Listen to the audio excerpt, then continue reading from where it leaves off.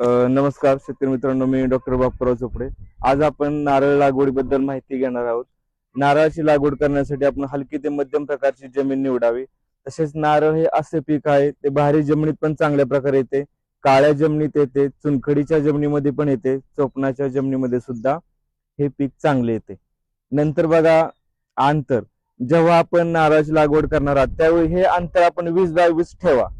त्याचं कारण, जर नारळाची ब्रांचेस आपण मोजली तर 10 ते 12 फुटाची ब्रांचेस असते, म्हणून कमीत कमी कसं प्रॉपर अंतर ठेवणं गरजेचं राहतं.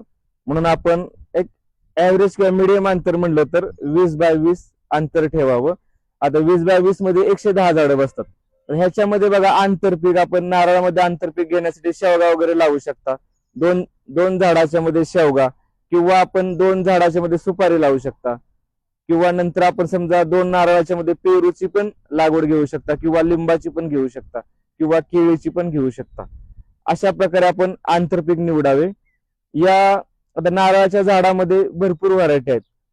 जसं की बघा, आपणास परिचित आहे T&D आहे, दापोली कृषी विद्यापीठाची, प्रताप आहे, बानवले आहे, गंगाबोंडम आहे, ग्रीन डॉर्प आहे, ऑरेंज डॉर्प आहे, येलो डॉर्प आहे, किंवा कोलंबस आहे. अशा नारळाच्या भरपूर व्हरायटी आहेत. जसं आपल्याला पाणी प्लस खोबऱ्याचा विचार केला तर T&D दापोली कृषी विद्यापीठाची बेस्ट आहे, प्रताप आहे पाणी प्लस खोबरं, कोलंबस पण आहे पाणी प्लस खोबरं.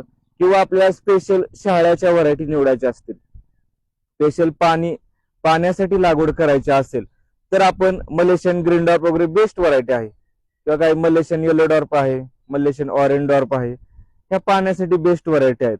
आता ही बघा T&D व्हरायटीचं झाड आहे.